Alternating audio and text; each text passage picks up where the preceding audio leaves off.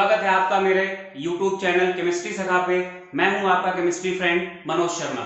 तो इस चैप्टर के लास्ट लेक्चर पे हम लोग पहुंच गए हैं, जहां पर हमें बस दो टॉपिक्स डिस्कस करने हैं। एक ideal and non ideal solutions, जिसके साथ एजियोट्रॉपिक मिक्सचर भी जुड़ा हुआ है, और दूसरा हमें पढ़ना है solubility of gases in liquids, मतलब गैसेस का लिक्विड्स में सॉल्यूशन, गैसेस का liquid solution.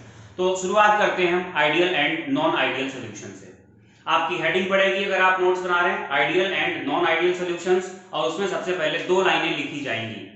The solutions which follow Raoult's law at all compositions are ideal solutions and the solutions which do not follow Raoult's law at all compositions are non ideal solutions. तो ये तो बस ideal और non ideal की non ideal को अगर हमें differentiate करना पड़े, एक लाइन में बताना पड़े कि आइडियल कौन से हैं, नॉन आइडियल कौन से हैं, तो आप इस तरीके से बताओगे।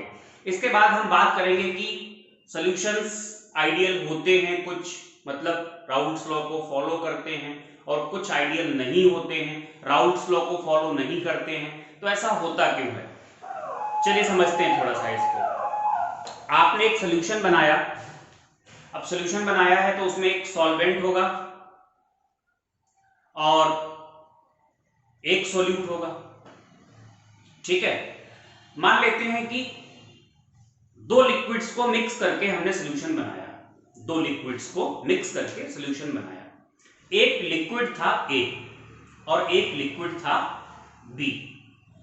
ए और बी नाम इसलिए रखे हैं, लिक्विड ए का मतलब जो यहां पर लिक्विड में पार्टिकल्स हैं, उन पार्टिकल्स को हमने नाम ए दे दिया, और दूसरे सॉल्यूशन में जो पार्टिकल्स हैं उन पार्टिकल्स को हमने नाम क्या दे दिया, बी।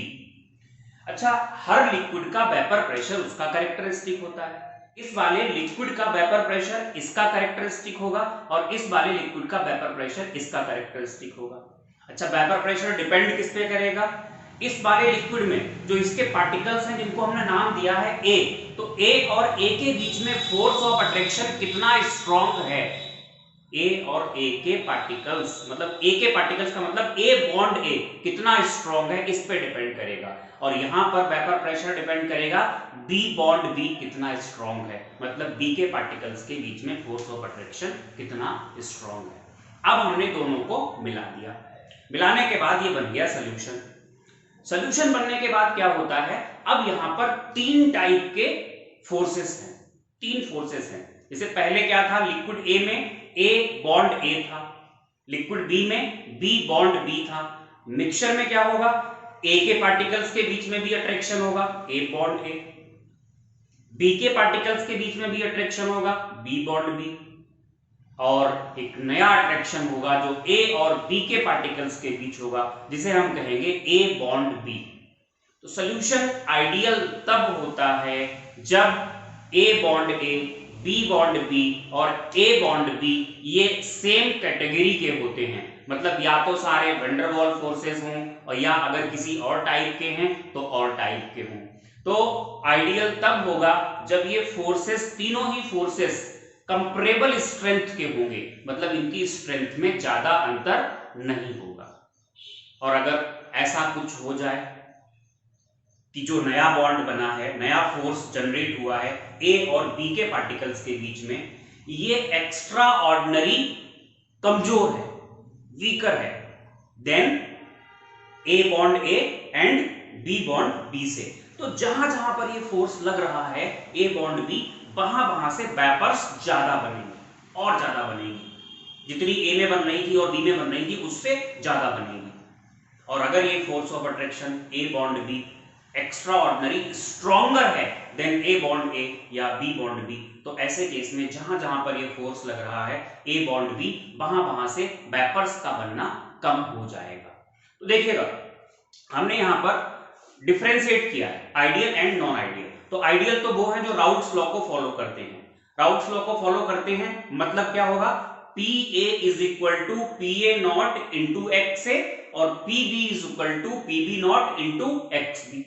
दूसरे नॉन आइडियल होंगे जो राउल्ट्स लॉ को फॉलो नहीं करते हैं। अब नॉन आइडियल हो जाएंगे दो टाइप के, एक वो जहां फोर्स ऑफ अट्रैक्शन जो ए बी आया है वो पहले वाले फोर्सेस से कमजोर है, इनको हम कहते हैं non ideal with positive deviation. और दूसरा वो होगा जहां पर नए वाले फोर्सेस ए बॉन्ड बी जो बना है वो पुराने वाले फोर्सेस से स्ट्रॉन्ग है, स्ट्रॉन्ग होगा, तो वहां पर हम कहेंगे ये है non ideal with negative deviation.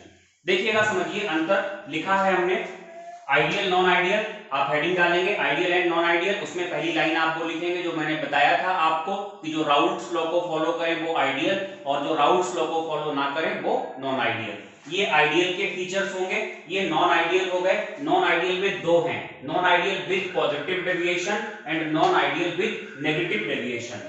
तो वो जो राउल्ट्स लॉ को फॉलो करते हैं, मतलब PA is equal to PA not into XA and PB is equal to PB not into XB, ये राउल्ट्स लॉ को फॉलो नहीं करेंगे। शॉर्ट में हमने लिख दिया।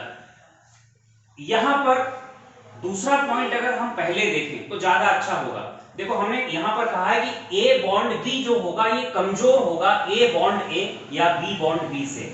इसी वजह से होगा क्या, A बॉन्ड B के कमजोर होने की वजह से जो वेपर्स बनेंगी वो और ज्यादा बनेंगी। तो यानी जो PA निकल के आएगा वो ज्यादा होगा PA नॉट इंटू XA से, और PB निकल के आएगा वो ज्यादा होगा PB नॉट इंटू XB से। ज्यादा होता है वेपर प्रेशर, राउल्ट्स लॉ से जितना आना चाहिए था उससे ज्यादा होता है, तभी हम कहते हैं पॉजिटिव डेविएशन। और दूसरे केस में क्या है, ये कम होगा, तभी हम बोलते हैं नेगेटिव डेविएशन। दूसरा पॉइंट समझ में आ ही चुका होगा। यहाँ पर ये तीनों फोर्सेस कंपैरेबल स्ट्रेंथ के होते हैं। यहाँ पर नया वाला फोर्स कमजोर पड़ जाता है, यहाँ पे नया वाला फोर्स ज्यादा स्ट्रॉन्ग हो जाता है। तीसरा पॉइंट लिखा है यहाँ पर डेल्टा V मिक्सिंग 0 और डेल्टा H मिक्सिंग 0।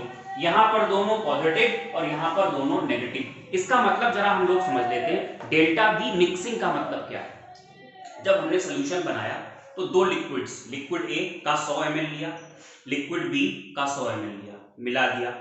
हम ये एक्सपेक्ट करते हैं कि जो बनेगा उसका कितना होगा, 200 ml। ये हो जाएगा 1 का वॉल्यूम प्लस 2 का वॉल्यूम, मिला दो तो इसको हम कहेंगे इनिशियल वॉल्यूम, और मिलाने के बाद रिजल्टिंग का जो वॉल्यूम होगा वो फाइनल।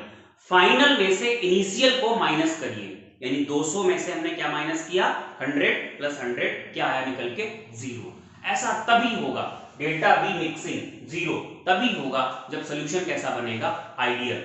अगर फोर्स ऑफ अट्रैक्शन पहले से स्ट्रॉन्ग हो गए तो जहां जहां पर A बॉन्ड B लगेगा वहां वहां पर फोर्स ऑफ अट्रैक्शन के स्ट्रॉन्ग होने की वजह से श्रिंकिंग होगी, यानी वॉल्यूम में क्या आएगी, कमी आएगी। तो रिजल्टिंग का वॉल्यूम जो होगा वो इन दोनों के वॉल्यूम को ऐड करके जो आना चाहिए था उससे कम आएगा।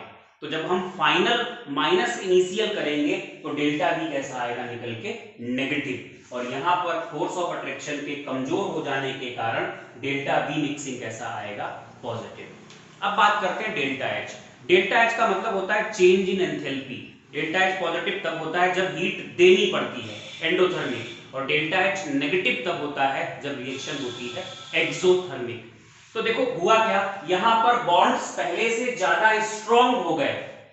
भाई A बॉन्ड B कैसा हो गया, स्ट्रॉन्ग, और जब बॉन्ड स्ट्रॉन्ग हो जाता है तो मतलब बॉन्डिंग की फिनोमिना बढ़ गई, और बॉन्डिंग की फिनोमिना कैसी होती है, एक्सोथर्मिक। तो डेल्टा H कैसा आएगा, नेगेटिव। और यहां पर बॉन्डिंग की फिनोमिना कम हो गई, मतलब बॉन्ड्स कमजोर हो गए, तोड़ दिए गए, तो डेल्टा H कैसा होगा, पॉजिटिव। और यहां पर डेल्टा H रहेगा 0।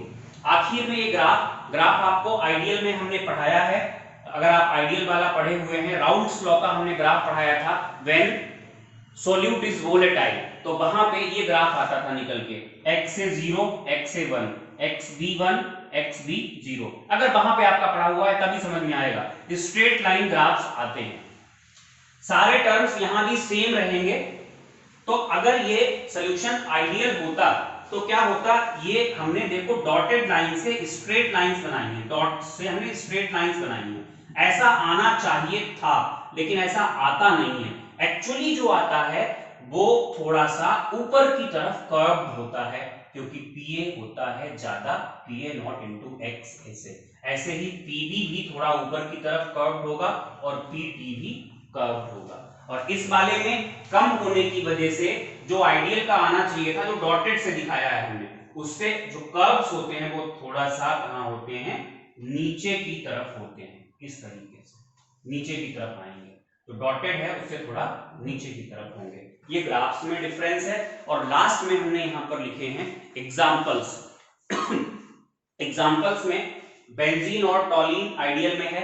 बेंजीन के मॉलिक्यूल्स के बीच में वैन डर वाल फोर्सेस होते हैं, टॉलीन में भी वैन डर वाल होते हैं। और बेंजीन और टॉलीन के बीच भी क्या होते हैं, वैन डर वाल फोर्सेस ही होते हैं। बिल्कुल सेम हेक्सेन, हेप्टेन, इनके मॉलिक्यूल्स में भी वैन डर वाल, यहां भी वैन डर वाल, और इनके बीच भी वैन डर वाल। C2H5 Cl है, यहां पर डाइपोल डाइपोल होता है, यहां डाइपोल डाइपोल होता है, इन दोनों के बीच भी डाइपोल डाइपोल होते हैं। नॉन आइडियल विद पॉजिटिव में वाटर एंड इथेनॉल है, वाटर एंड मिथेनॉल है, बेंजीन प्लस CCl4 है। ये और भी बहुत सारे एग्जांपल्स पॉसिबल हैं, इतना डेप्थ में आपके यहाँ आता नहीं है। देखो वाटर में हाइड्रोजन बॉन्डिंग है, यहाँ भी हाइड्रोजन बॉन्डिंग है, बट जब ये दोनों मिक्स किए जाते हैं तो हाइड्रोजन बॉन्ड्स का नंबर कम हो जाता है। वाटर मॉलिक्यूल्स के बीच में जब इथेनॉल के मॉलिक्यूल्स आते हैं तो हाइड्रोजन बॉन्ड्स का नंबर कम हो जाने के कारण यहाँ पर फोर्स ऑफ अट्रैक्शंस कमजोर पड़ जाते हैं। बिल्कुल यही यहाँ पे होता है। देखिए ये जो मॉलिक्यूल होता है बेंजीन का, ये प्लेनर होता है और CCl4 टेट्राहेड्रल होता है। तो जब बेंजीन के मॉलिक्यूल्स के बीच में CCl4 आता है तो कांटेक्ट सरफेस एरिया घटने की वजह से वैन डर वाल फोर्सेस की स्ट्रेंथ कम हो जाती है। ये नॉन आइडियल पॉजिटिव डेविएशन के एग्जांपल्स हो गए। यहाँ पर नॉन आइडियल नेगेटिव के एग्जांपल्स हैं। ये दोनों एग्जांपल्स ऐसे हैं जहां पर हाइड्रेशन की प्रोसेस की वजह से फोर्स ऑफ अट्रैक्शन बढ़ जाता है। एसीटोन में डाइपोल डाइपोल, क्लोरोफॉर्म में भी डाइपोल डाइपोल, लेकिन एसीटोन और क्लोरोफॉर्म के बीच में हाइड्रोजन बॉन्ड्स बन जाते हैं। बिल्कुल सेम यहाँ पर होता है वैन डर वाल, यहाँ होता है डाइपोल डाइपोल, लेकिन इनके बीच में क्या होते हैं, हाइड्रोजन बॉन्ड्स बन जाते हैं। तो ये आइडियल और नॉन आइडियल में इतना सफिशिएंट है। लास्ट में आप चाहें तो एक पॉइंट ये भी लिख सकते हैं, ये एजियोट्रॉपिक मिक्सचर नहीं बनाएंगे, ये लो बॉइलिंग एजियोट्रॉप बनाएंगे और ये हाई बॉइलिंग एजियोट्रॉप बनाएंगे। चाहो तो एक पॉइंट आप ऐड कर सकते हो। तो ये बेटा हमने खत्म किया ideal and non ideal solutions. Notes में क्या करना होगा आपको, एक तो वो लाइन आइडियल और नॉन आइडियल क्या होते हैं, बाकी ये सब पूरा। इसके बाद इसी से रिलेटेड एक छोटी सी हेडिंग है एजियोट्रॉपिक मिक्सचर, उस बारे में हम बात करेंगे। बस 2 मिनट।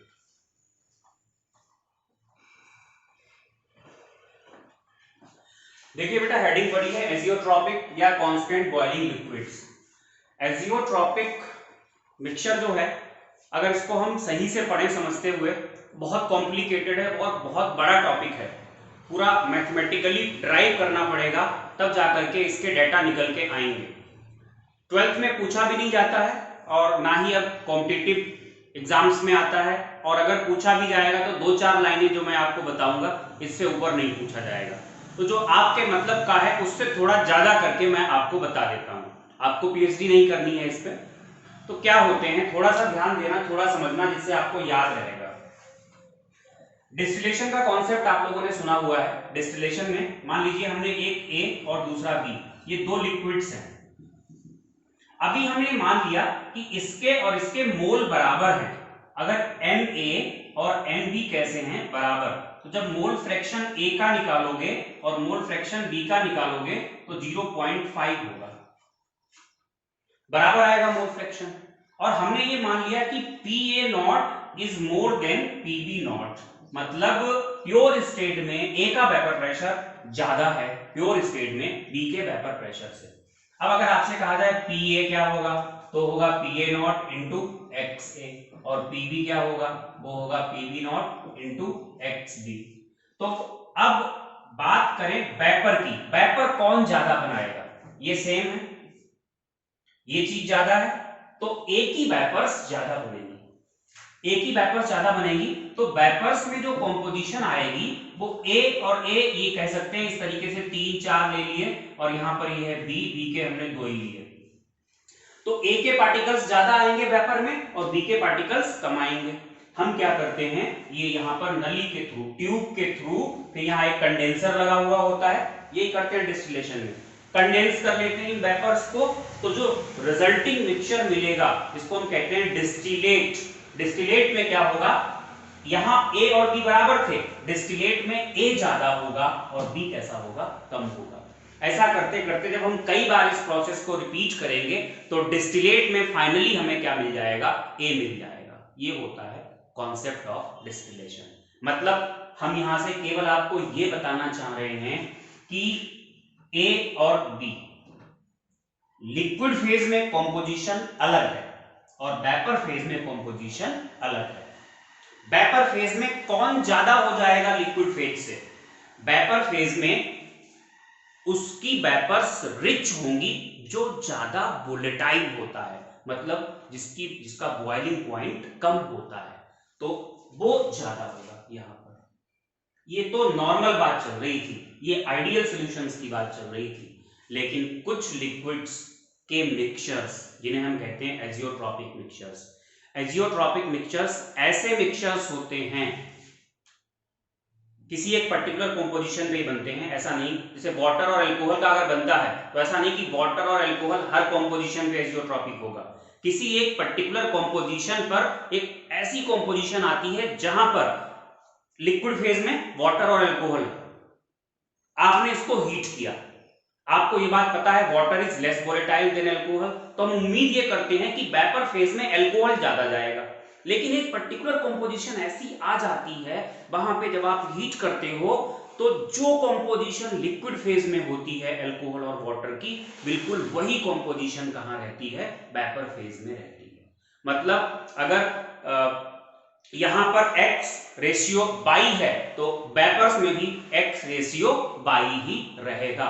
इनके मोल फ्रैक्शंस लिक्विड फेज में और वेपर फेज में कैसे रहते हैं, सेम रहते हैं। मतलब इनको हम इस टाइप के डिस्टिलेशन से अलग नहीं कर सकते, ऐसे लिक्विड्स होते हैं। अब ऐसा क्यों होता है उसको जानने के लिए तो बहुत कुछ पढ़ना पड़ेगा, वो हम आपको नहीं पढ़ा रहे हैं यहाँ पे। तो अगर आपको एजियोट्रॉपिक मिक्सचर्स के बारे में 2-4 लाइनें बतानी पड़े तो आप हेडिंग डालेंगे एजियोट्रॉपिक मिक्सचर्स, उसमें आप क्या लिखेंगे, they are constant boiling liquids. मतलब कैसे होते हैं, कांस्टेंट बॉइलिंग लिक्विड्स। जैसे था क्या, नॉर्मल में ए का बॉइलिंग पॉइंट अलग था, बी का बॉइलिंग पॉइंट अलग था, लेकिन यहां पर आप क्या लिखेंगे, they are constant boiling liquids, पहली बात। दूसरी बात, composition in liquid phase as well as in vapor phase is same। दोनों में composition कैसी होती है, सेम होती है। तीसरी बात, they are formed by non-ideal solutions at a particular composition। Two types में एक हो जाएंगे लो बॉइलिंग एजियोट्रॉप्स, या इनको हम कहेंगे मिनिमम बॉइलिंग एजियोट्रॉप्स। दूसरे होते हैं हाई बॉइलिंग एजियोट्रॉप्स या मैक्सिमम बॉइलिंग एजियोट्रॉप्स। देखो लो बॉइलिंग एजियोट्रॉप्स वो होते हैं, इस केस में हम कहेंगे low boiling azeotropes are those azeotropic mixtures in which boiling point of mixture is less than either of the pure liquid. Boiling point A का था कुछ, बी का था कुछ, मिक्सचर का ए और बी दोनों से कैसा होगा, कम। और हाई बॉइलिंग एजियोट्रॉप में boiling point of mixture is more than the boiling point of any pure liquid. Examples हमने आपको दिए हैं लो बॉइलिंग का, वाटर और इथाइल अल्कोहल, जहां पे इथाइल अल्कोहल की कंपोजिशन बाई मास 95.4%, तो ये कितना बचेगा 4.6। बॉइलिंग पॉइंट प्योर वाटर का आपको पता है 373 केल्विन होता है और इथाइल अल्कोहल का 351.3 होता है, जबकि मिक्सचर का इन दोनों से कम होता है। ऐसे ही हाई बॉइलिंग एजियोट्रॉप में वाटर और HNO3 है, वाटर और HCl भी होते हैं। वाटर 32 होता है, HNO3 68% होता है। और यहाँ पर जो बॉइलिंग पॉइंट्स हैं, अगर वाटर का देखें 373 होगा और HNO3 का 359 होता है, जबकि मिक्सचर जो एजियोट्रॉपिक होता है उसका 393.5 होता है। तो एजियोट्रॉपिक मिक्सचर में 2-4 लाइनें ही बस याद रखनी है आपको विद एग्जांपल। एग्जांपल यही याद रखिएगा, यही पूछे जाएंगे आपसे। क्या कहेंगे आप, पहला पॉइंट कांस्टेंट बॉइलिंग लिक्विड्स होते हैं, वेपर फेज और लिक्विड फेज में कंपोजिशन सेम होती है, दो टाइप के होते हैं, लो बॉइलिंग, हाई बॉइलिंग और उनके एग्जांपल्स। बाकी ये सब भी अगर नहीं याद रखेंगे, कंपोजिशन क्या है, बॉइलिंग पॉइंट्स क्या है, तो भी काम चल जाएगा, आपसे कुछ ज्यादा इसके बारे में पूछा नहीं जाएगा। तो ये हम लोगों ने खत्म किया एजियोट्रॉपिक मिक्सचर। आखिरी टॉपिक यहाँ पर जो होगा वो सॉल्युबिलिटी ऑफ गैसेस है इन लिक्विड्स, उसके बारे में बात करेंगे। बस देखिए बेटा, टॉपिक है solubility of gases in liquids. सबसे पहले तो हम बात कर लेते हैं कि सॉल्युबिलिटी होती क्या है, सॉल्युबिलिटी की डेफिनेशन क्या है। थोड़ा तो आपके भी दिमाग में आ ही गया होगा, जो मैक्सिमम अमाउंट डिसॉल्व की जा सके in fixed amount of solvent. तो देखो, जब बात आती है किसी सॉलिड की सॉल्युबिलिटी की इन लिक्विड, तो डेफिनेशन ये होती है maximum mass of solute that which can be dissolved in 100 gram of solvent at given temperature is called solubility of that solute in given solvent at given temperature. Given temperature पर given 100 gram of solvent में जो maximum amount dissolve हो जाएगी किसी solid की, उसी को हम सॉल्युबिलिटी कहते हैं। मतलब स्टैंडर्ड डेफिनेशन में सॉल्वेंट 100 ग्राम लिया गया, टेम्परेचर पर तो डिपेंड करती ही है सॉल्युबिलिटी किसी भी सॉलिड की, तो इसलिए टेम्परेचर भी स्पेसिफाई करना जरूरी है। ये तो सॉलिड की होती है, लेकिन हमें किसकी सॉल्युबिलिटी पढ़नी है? हमें पढ़नी है गैसेस की सॉल्युबिलिटी लिक्विड्स में।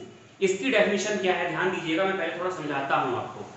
किसी भी लिक्विड में अगर गैस की सॉल्युबिलिटी के बारे में बात करनी है तो लिक्विड का पहली बात वॉल्यूम होना चाहिए यूनिट, 1 यूनिट। मतलब अगर आप सॉल्युबिलिटी ml में ले रहे हैं गैस की, तो यहां पर आपको सॉल्वेंट का वॉल्यूम कितना लेना पड़ेगा? 1 ml। और जो वॉल्यूम गैस का मैक्सिमम यहां डिसॉल्व हो जाएगा at given temperature and 1 atm pressure, जो मैक्सिमम वॉल्यूम गैस का डिसॉल्व हो जाएगा in maximum volume of gas का ml में डिसॉल्व हो जाएगा in 1 ml of solvent at given temperature and 1 atmosphere pressure is called solubility of gas। जब हम इस वॉल्यूम को, गैस के वॉल्यूम को STP पे कन्वर्ट कर लेंगे, तो डेफिनेशन कुछ इस तरीके से बनती है, सुनिएगा। आपकी हेडिंग होगी solubility of gases in liquids. आप सबसे पहले डेफिनेशन लिखेंगे सॉल्युबिलिटी की, तो आप लिखेंगे solubility of any gas in a particular solvent is volume of gas in ml bracket में converted at STP। मतलब जो भी वॉल्यूम डिसॉल्व होगा उसे STP पे कन्वर्ट करके बताया जाएगा। तो क्या बात चल रही थी? solubility of any gas in a particular solvent is volume of gas bracket में converted at STP that can dissolve in unit volume of solvent at given temperature and 1 atmosphere pressure to make the solution saturated। ये solubility की definition होती है जो आपसे कभी पूछी नहीं जाती है। बात करेंगे कि सॉल्युबिलिटी को कौन से फैक्टर्स अफेक्ट करते हैं। तो फैक्टर्स में पहला फैक्टर तो आता है nature of gas and solvent, दोनों के ही नेचर पर डिपेंड करता है। देखो सीधी सी बात है, गैस और सॉल्वेंट के बीच में अगर फोर्स ऑफ अट्रैक्शन स्ट्रांग होगा तो उस गैस की उस सॉल्वेंट में सॉल्युबिलिटी भी ज्यादा होती है। जैसे एग्जांपल हम लेते हैं, एग्जांपल अगर हम सॉल्वेंट लें, यहां पर सॉल्वेंट लें हम यहां पे वाटर, अगर सॉल्वेंट वाटर लें तो ये जो कुछ गैसेस होती हैं, CO2 है, SO2 है या SO3 है, ये सब गैसेस एसिडिक गैसेस होती हैं और एसिडिक गैसेस होने की वजह से ये हैं हाईली सॉल्युबल इन वाटर। क्यों?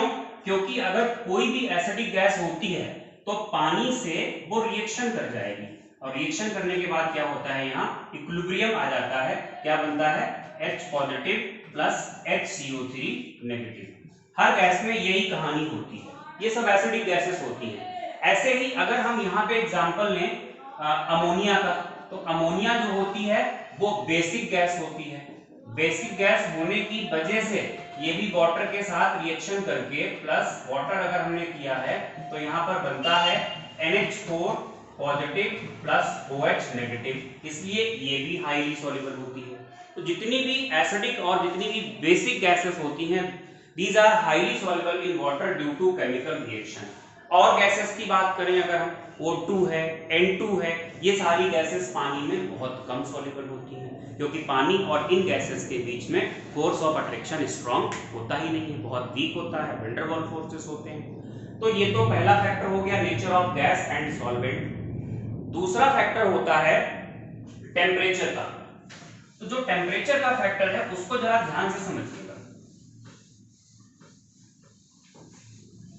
अगर हम वाटर लेते हैं जो कि लिक्विड होता है और इसमें कोई गैस डिसॉल्व करते हैं, कोई भी गैस ले ली, ये कौन सी स्टेट में होती है? Gaseous state.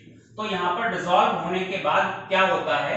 एक्वस गैस बनती है, एक्वस गैस बनती है और इसका डेल्टा H होता है नेगेटिव, मतलब ये रिएक्शन एक्सोथर्मिक होती है। दूसरे फैक्टर में आपको, जहां पे आपने डाला होगा फैक्टर इफेक्ट ऑफ टेम्परेचर, तो जब इस फैक्टर की बात करेंगे तो ये एक्सोथर्मिक होती है। फिर आप इसमें लिखेंगे according to Le Chatelier principle on increasing temperature equilibrium is shifted towards endothermic direction. तो ये तो एक्सो है, एंडो की तरफ शिफ्ट होने का मतलब ये हुआ गैस और पानी अलग अलग हो जाएंगे, means solubility of gas decreases. आपने देखा है जब घर में आप एक कंटेनर में पानी लेते हैं और उसको गर्म करते हैं तो टेम्परेचर बढ़ता है, बबल्स दिखाई देते हैं आपको पानी की सरफेस पे। बबल्स क्यों बनते हैं? क्योंकि जो गैस पानी के अंदर डिसॉल्व थी, टेम्परेचर बढ़ने के साथ सॉल्युबिलिटी घटती है, इसलिए बबल्स बाहर की तरफ निकलने लगती हैं। ये होता है इफेक्ट ऑफ टेम्परेचर। अगर हम इफेक्ट ऑफ प्रेशर की बात करें, सबसे इंपॉर्टेंट है तीसरा, इफेक्ट ऑफ प्रेशर। तो इफेक्ट ऑफ प्रेशर में देखिएगा बेटा, अनडाउटेडली आप यहां पे सीधे सीधे लिखेंगे on increasing pressure solubility of gas increases. Gas की सॉल्युबिलिटी प्रेशर बढ़ाने पर बढ़ती है। अब इसको प्रेशर के साथ क्वांटिटेटिवली रिलेट कराने के लिए एक लॉ दिया गया जिसका नाम होता है हेनरीज लॉ। हेनरीज लॉ क्या कहता है सुनिएगा,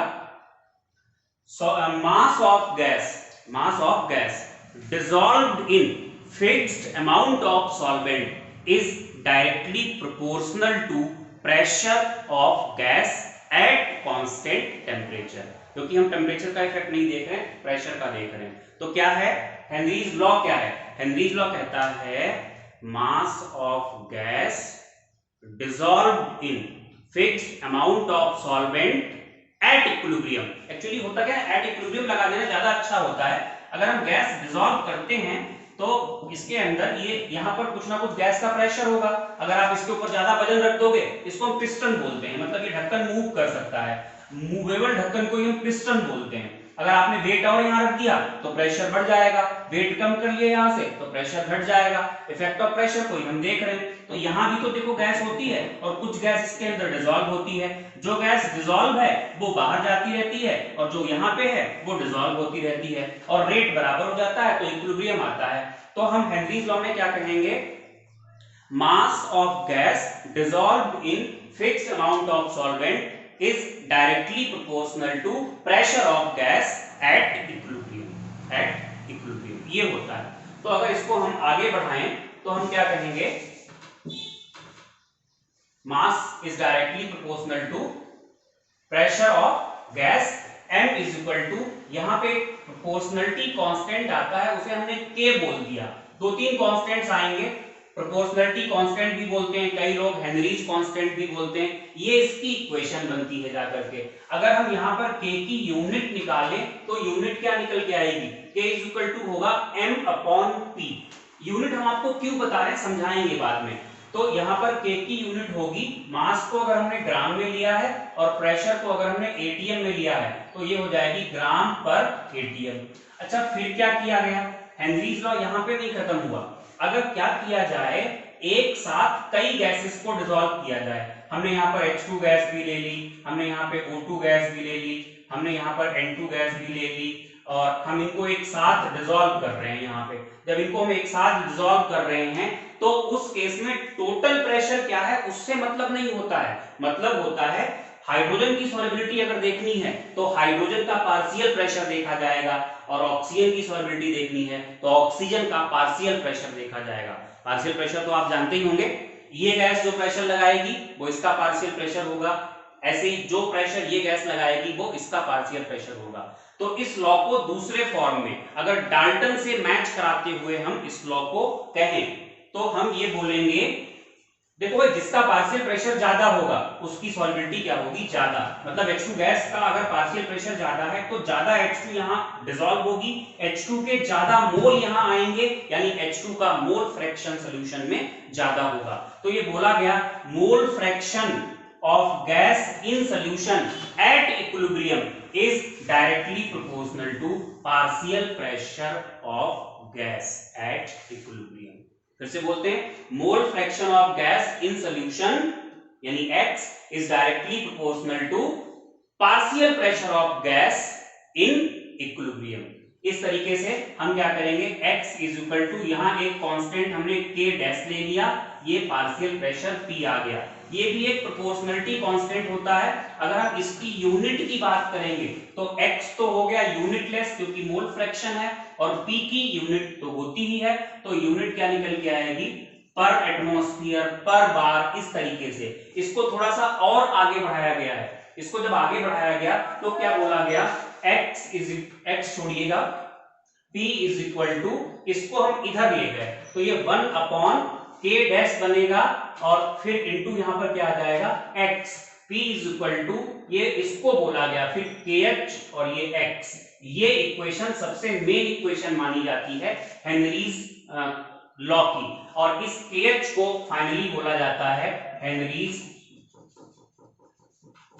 कांस्टेंट। और बात करें अगर हम इसकी यूनिट की तो यूनिट इसकी बन जाएगी एटीएम या बार, जो भी आप कहें, ये इसकी यूनिट होगी। तो अब देखिए अगर आपको कोई न्यूमेरिकल दिया गया, बोलते इसको भी हेनरीज कांस्टेंट है, इसको भी हेनरीज कांस्टेंट है, क्वेश्चन में बस हेनरीज कांस्टेंट दिया होता है और वैल्यू दी होती है। जो हेनरीज कांस्टेंट दिया है या वैल्यू दी गई है, आपको ये नहीं बताया गया कि इस वाले एक्सप्रेशन का है या इस वाले एक्सप्रेशन का है या उस वाले एक्सप्रेशन का है, वो आपको पहचानना पड़ता है यूनिट से। अगर यूनिट ये है इसका मतलब ये एक्सप्रेशन यूज होगा, यूनिट अगर ये है तो ये एक्सप्रेशन यूज होगा, अगर यूनिट ये वाली है तो ये एक्सप्रेशन यूज होगा। जो चीजें डिफाइन की जाती हैं, एप्लीकेशंस देखे जाते हैं हेनरीज लॉ कांस्टेंट के, वो यहां से देखे जाते हैं। तो पहले तो हम बात कर लेते हैं कि हेनरीज लॉ की लिमिटेशंस क्या है। लिमिटेशंस में नंबर 1, प्रेशर बहुत ज्यादा नहीं होना चाहिए और टेम्परेचर बहुत कम नहीं होना चाहिए। अगर प्रेशर ज्यादा होगा और टेम्परेचर कम होगा तो उस केस में इसका उल्टा कहते हैं, अगर प्रेशर हाई हो गया और टेम्परेचर लो हो गया तो गैस आइडियल बिहेवियर को फॉलो नहीं करेगी, क्योंकि आपको पता है गैस आइडियली तब बिहेव करती है जब प्रेशर लो हो और टेम्परेचर कैसा हो, हाई। तो टेम्परेचर थोड़ा हाई होना चाहिए और प्रेशर कम होना चाहिए, तब हेनरीज लॉ लग पाएगा। ये इसकी लिमिटेशन है, ठीक है। दूसरी लिमिटेशन है कि गैस और सॉल्वेंट के बीच में केमिकल रिएक्शन नहीं होनी चाहिए, यानी जो हमने वो गैसेस लिखी थी CO2 वगैरह, CO2 थी, अमोनिया थी, वो उन वाले केसेस में हेनरीज लॉ फॉलो नहीं होता है, क्योंकि वहां पर सॉल्वेंट और गैस के बीच में क्या होता है, केमिकल रिएक्शन हो जाती है, तो वहां पे हेनरीज लॉ नहीं लगेगा। अब हम बात करेंगे हेनरीज लॉ के एप्लीकेशंस क्या क्या है। देखिए बेटा, एप्लीकेशंस ऑफ हेनरीज लॉ में बड़ा कॉमन सा एप्लीकेशन एक है। अगर आप लिख रहे हैं तो सबसे पहले आप लिखेंगे पहला एप्लीकेशन, इन कार्बोनेटेड बेवरेज। क्या है इसका एप्लीकेशन, समझते हैं। देखिए जो कोल्ड ड्रिंक्स होती हैं, बियर या शैंपेन जो भी होती हैं, अगर इनमें CO2 की ज्यादा अमाउंट डिसॉल्व होगी तो उनका टेस्ट ज्यादा अच्छा होता है। अगर बॉटल में कोल्ड ड्रिंक भर दी गई और नॉर्मली लिड उस पे कस दिया गया तो ऐसे केस में बाहर का प्रेशर कितना था, 1 atm, तो बाहर का प्रेशर 1 atm था, या CO2 का जो भी पार्शियल प्रेशर था उसके अकॉर्डिंग CO2 वहां पे डिसॉल्व हुई होगी, मतलब बहुत कम CO2 डिसॉल्व हुई होगी। और हमें CO2 क्या करनी है, ज्यादा डिसॉल्व करनी है। तो ज्यादा CO2 डिसॉल्व करने के लिए क्या किया जाता है, हाई प्रेशर पर CO2 को लेते हैं और फिर उसको सील कर दिया जाता है। To dissolve more amount of CO2 in carbonated beverage, CO2 is dissolved at high pressure and lid is sealed। एक तो ये एप्लीकेशन है। दूसरा बहुत अच्छा एप्लीकेशन है, जो स्कूबा डाइवर्स होते हैं या जो सी डाइवर्स, गोताखोर पानी में जाते हैं नीचे, स्कूबा डाइवर्स, सी डाइवर्स, उनको सांस लेने के लिए, ब्रीदिंग के लिए वो सिलेंडर ले जाते हैं पीठ पे। सिलेंडर में अगर हम मान लें कि कंप्रेस्ड एयर ले जाए, भाई एयर में दो चीजें होती हैं, N2 और O2, 80% के आसपास इसको मान लें, और सॉरी N2 को, और 20% के आसपास अगर इसको मान लें, हमने राउंड ऑफ कर लिया, तो इसका पार्शियल प्रेशर जो होगा, अगर हम 1 atm ले टोटल प्रेशर, तो इसका जो होगा रेशियो मान लो आप, रेशियो कितना होगा, इस 8:2, 80% और 2, मतलब कितना रेशियो होगा इनका, 4:1 का रेशियो होगा। अगर इसका प्रेशर 1 है तो इसका प्रेशर कितना होगा, 4 गुना होगा। तो सिलेंडर में अगर कंप्रेस्ड एयर भरी जाए, कंप्रेस्ड एयर, तो दिक्कत क्या होगी, सुनिएगा। कंप्रेस्ड एयर, भाई ज्यादा हवा भरने के लिए सिलेंडर में कंप्रेस्ड एयर भी भरी जाएगी, तो प्रेशर ज्यादा होगा इसका भी और इसका भी।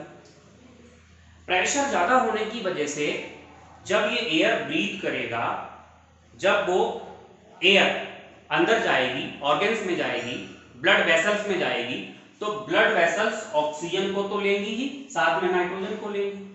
इनफैक्ट नाइट्रोजन और ज्यादा डिसॉल्व हो जाएगी वहां, क्योंकि नाइट्रोजन का पार्शियल प्रेशर कैसा है, ज्यादा। भाई ऑक्सीजन ज्यादा डिसॉल्व हो गई, कोई फर्क नहीं पड़ता, क्योंकि मेटाबॉलिज्म होता है उस टाइम तेज, वो डाइव कर रहे होते हैं, वहां पर तैर रहे होते हैं, तो मेटाबॉलिज्म होता है, तो ऑक्सीजन का कंजम्पशन होता रहता है, ऑक्सीजन तो कंज्यूम होती जाती है, लेकिन नाइट्रोजन अभी की अभी क्या है, अभी भी ब्लड वेसल्स में डिसॉल्व है। जब वो सी डाइवर बाहर आएगा पानी से, और जब उस सिलेंडर को बाहर निकाल देंगे, जब वो नॉर्मल ब्रीदिंग करेगा, तो नॉर्मल ब्रीदिंग करेगा तो अब नाइट्रोजन का प्रेशर कैसा होगा, कम, क्योंकि वहां तो कंप्रेस्ड थी, वहां प्रेशर कैसा था, ज्यादा। अब नाइट्रोजन का प्रेशर कम है, तो एकदम से नाइट्रोजन जो एक्सेस में डिसॉल्व हो गई थी ज्यादा प्रेशर की वजह से, वो क्या करेगी, ब्लड से बाहर आएगी, और बाहर आती है तो बबल्स बना देती है। बबल्स बनती हैं तो नर्व इंपल्स को डिस्टर्ब कर देती हैं, जिससे एक पेनफुल इफेक्ट होता है। और इसके अलावा नाइट्रोजन टॉक्सिक भी होती है, तो ज्यादा नाइट्रोजन अगर डिसॉल्व हो गई ब्लड में, तो एक तो नर्व इंपल्स को डिस्टर्ब करेगी, और साथ में क्या है, टॉक्सिक भी है। तो हम चाहते हैं कि नाइट्रोजन ज्यादा डिसॉल्व ना हो, तो नाइट्रोजन के पार्शियल प्रेशर को घटाना पड़ता है। नाइट्रोजन के पार्शियल प्रेशर को घटाने के लिए इस एयर को हम डाइल्यूट करते हैं, इसमें हम कुछ मिक्सचर ऑफ एयर्स यूज करते हैं। मिक्सचर ऑफ एयर्स में नाइट्रोजन होती है, ऑक्सीजन होती है, साथ में हीलियम गैस भी होती है। तो बेटा जो इनकी परसेंटेज होती है वो नाइट्रोजन इतने %, फिर ऑक्सीजन और हीलियम, इससे क्या हुआ, ये डाइल्यूट हो गई एयर, नाइट्रोजन का पार्शियल प्रेशर कम हो गया, और टॉक्सिक इफेक्ट से सी डाइवर बच जाता है। तो ये खत्म हुआ हेनरीज लॉ। हेनरीज लॉ में एक चीज जो और आपसे पूछ लेते हैं कई बार, अभी हम लोगों ने एक्सप्रेशन पढ़ा था P = KH, साथ में क्या था, मोल फ्रैक्शन। तो ये KH किस पे डिपेंड करेगा, यूनिट तो हमने आपको बता ही दी थी।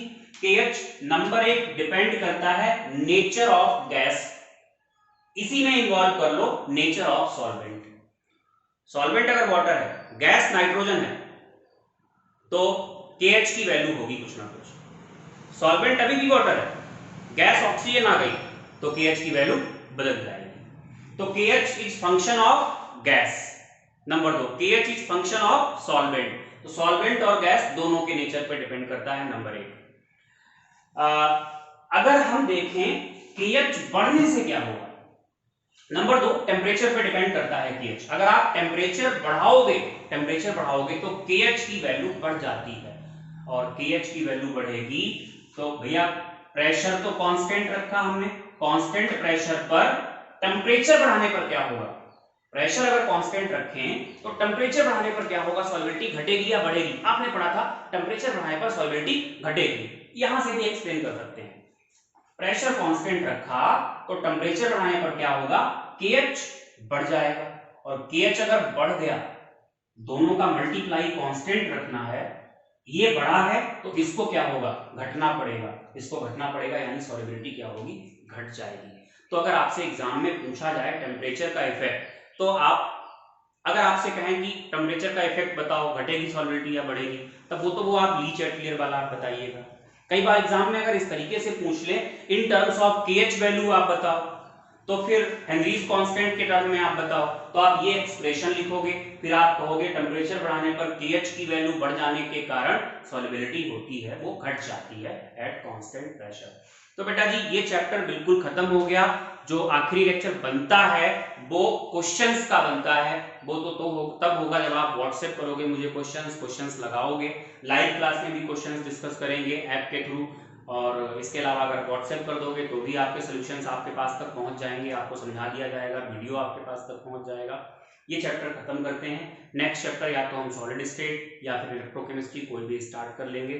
चैप्टर का रिवीजन करिए, सारे क्वेश्चंस, हर तरीके के क्वेश्चंस आप प्रैक्टिस करिए, ऑब्जेक्टिव क्वेश्चंस भी प्रैक्टिस करिए। ऑल दी बेस्ट, आपका बढ़िया से चैप्टर तैयार हो। Thank you.